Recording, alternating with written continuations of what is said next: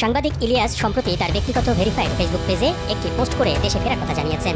সুখবর বন্ধুরা, দেশে আসেন জনপ্রিয় কন্টেন্ট ক্রিয়েটর এবং সাংবাদিক ইলিয়াস হুসাইন।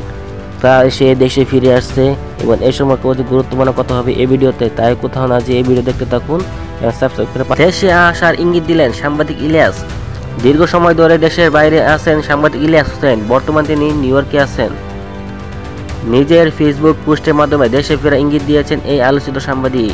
সম্প্রতি নিজের ভেরিফাইড সামাজিক যোগাযোগ মাধ্যম ফেসবুক অ্যাকাউন্টে একটি পোস্ট শেয়ার করেন তিনি, যেখানে লেখা আছে পরিস্থিতি আরেকটু পক্ষে আসলে দেশে চলে আসবেন। এছাড়াও তিনি তার পোস্টে লিখেছেন 32 নম্বর জয় বাংলা করে দিছে বাংলাদেশ। নিউ ইয়র্কের জ্যাকসন হাইটসি আপালিক স্লোগান দেয়, শেখ হাসিনা বয় নাই, রাজপথ ছাড়ি নাই, নিউ ইয়র্কে না চিল্লায় দেশে যাও, 32 নম্বর গিয়ে টিকটক বানাও, চাচা বাইরে কথা সাজানে কেন, আপা কোথায়?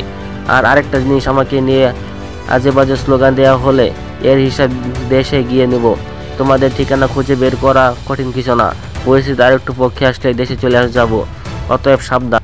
তার এমন কথা কি দেশে ফেরাতে ইঙ্গিত দিচ্ছে?